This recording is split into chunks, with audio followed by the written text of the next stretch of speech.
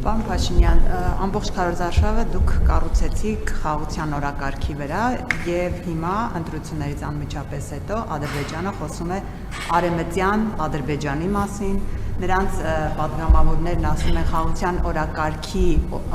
օրակարգում պետք է օրակարգային հարց լինի նաեւ ադրբեջանցիների վերադարձի հարցը,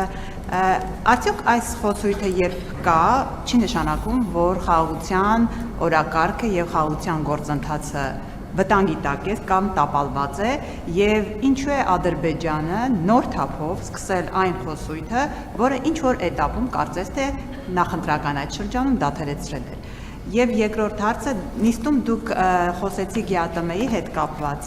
եւ մի այսպիսի հայտարարություն արեցիք, թե ԵԱՏՄ-ն դեռ ինքը պետք է ասի կա, թե չկա Հայաստանի քաղաքական, տնտեսական կյանքում։ Սա ավելի շատ հիշեցնում է մեզ ՀԱՊԿ-ի հետ կապված գործընթացները, երբ ասում եք, որ ոչ թե մենք ենք հեռացնում ՀԱՊԿ-ից, այլ ՀԱՊԿ-ն է Հայաստանից հեռանում եւ դա բերեց մի этаպի, երբ որ սառեցվեց հարաբերությունները։ Հնարավոր է ԵԱՏՄ-ի հետ նման սառեցում տեղ ունենա։ Առաջին հետ կապված ես ըստ էության այդ թեմային անդրադարձել եմ նաև խորհրդարանի վերջին նիստի ժամանակ, տեսեք, ինձ համար ակնհայտ է։ Հիմա օրինակ քննարկվում է, որ նույն Միացյալ Նահանգների Սենատում ձեր ասած թեմայով միջոցառում է լինելու, բայց իհարկե լռության է մատնվում այն, որ ընդամենը 10 օր առաջ կամ մի քիչ ավելի առաջ հայկական կազմակերպությունները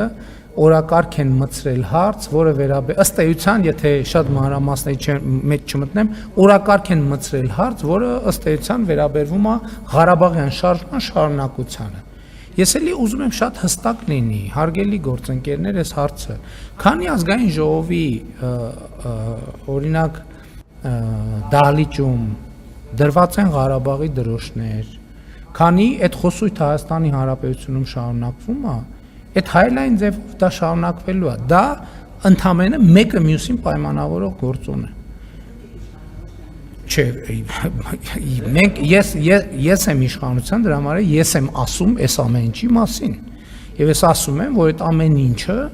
չունի գործնական կիրառական նշանակություն եւ չի ունենալու այնքան գործնական կիրառական նշանակություն, քանի դեռ մենք իշխանություն ենք եւ այդ հարցում հստակ դիրքորոշում ենք արտահայտում։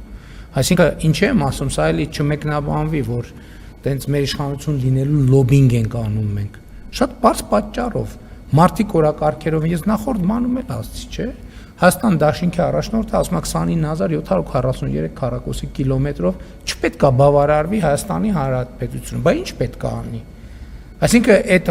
միայն ընտրություններով չի, բոլոր լսում են, չէ՞, թե Հայաստանում ինչ են խոսում, ինչ է կատարվում։ Ես շատ ուղիղ ասում եմ, Միացյալ Նահանգների դաշնակցական լոբինգը ինչքան այդ ուղղությամբ ջանքեր գործադրեց, ինչքան քայլեր արեց, ստանալու են, այսինքն ցանկացած քայլ, որը հակասում է Հայաստանի Հանրապետության ժողովրդի կատարած ընտրությանը, ժողովուրդը ասել է, որ Ղարաբաղի շարժումը չի շարունակվում, չի շարունակվելու։ Հիմա ցանկացած փորձ այլ մակարդակներում Ղարաբաղի շարժումը շարունակելու բերելու է հայլային արձագանքներ։ Ընդ որում ես ուզում եմ մեզ բոլորիս բան անել, ուշադրությունը հրավիրել, որ կարա այդ process-ը կարա խնդիրներ առաջացնի։ Հեսա պատճառը, որ ես շարունակում եմ պնդել եւ մենք ամեն հնարավոր քայլ ձեռնարկելու ենք, որպեսզի Ղարաբաղի շարժումը շարունակելու բոլոր փորձերը կասեցվեն, այդ թվում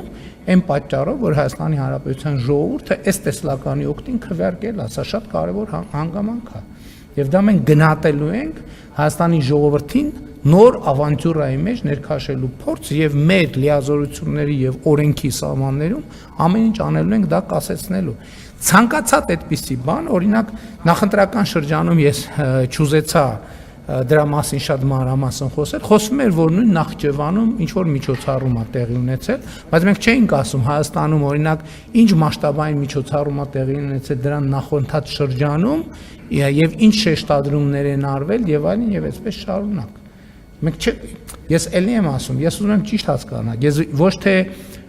մեղադրում եմ ինչ որ մեկին, ոչ թե ես պարզապես ուզում եմ, դուք հարց եք տալիս, ես եւ հանրությունն էլ հետևում է մեր խոսակցությանը, ես ուզում եմ, որ մենք խնդրի կոնտեքստը հասկանանք։ հասկանանք պատճառահետևանքային կապերը։ Ընդ որում ասում եմ, այդտեղ այդ բանն էլ անիմաստ, ով առաջինը սկսեց, ով երկրորդը սկսեց։ Որտեվ դրա սկիզբն էլ այդ նույնն է, թե գնանք փորձենք հասկանալ Ղարաբաղի շարժումը, ոնց սկսեց, ով էր ճիշտ, ով էր սխալ եւ այլն եւ այլն։ Այսինքն ամենամեկնարկի կետը դա չենք գտնի, եթե փորձենք Ադրբեջանի հետ այդ կետը գտնել։ Մենք մեր ճշմարտությունը ունենք եւ հավատում ենք այդ ճշմարտությանը, իրանք իրան ճշմարտությունն ունեն եւ հավատում են իրան ճշմարտությունը։ Սրա մասին չի խոսքը։ Խոսքը նրա մասին է, որ պետքա դադարեցնել։ Եվ իմ առաջարկած ռազմավարական գործարքը հենց դրա մասին է։ Հայաստանը եւ Ադրբեջանը պետքա իրար հանգիստ թողեն։ Հանգիստ թողելու ձևը Ղարաբաղի շարժումը չշարունակելը Հայաստանում եւ Ադրբեջանում է այս տրամաբանության հետ առնչվող գործողություն չանելը, որովհետեւ չէ, բայց այդ եմ ասում, բայց մենք խաղաղության համաձայնագիր ենք, չէ՞ նախաստորագրե, որտեղ ասել ենք, որ Ալմաթայի հռչակագրի հիման վրա ճանաչում ենք միմյանց տարածքային ամբողջականությունը, ինքնիշխանությունը, քաղաքական անկախությունը։ Հիմա հարց է հնչում, Հայաստանի Հանրապետությունը այս իրոք ճանաչում է, հիմա ընտրություններից հետո առավել եւս ժողովուրդն էլ վերահաստատեց դա։ Դրանից հետո հարց է ծագում, բա ինչի է խորհրդանի դահլիճում Ղարաբաղի դրոշները դրած։ Էլի եմ ասում, հա? Իրանք ով։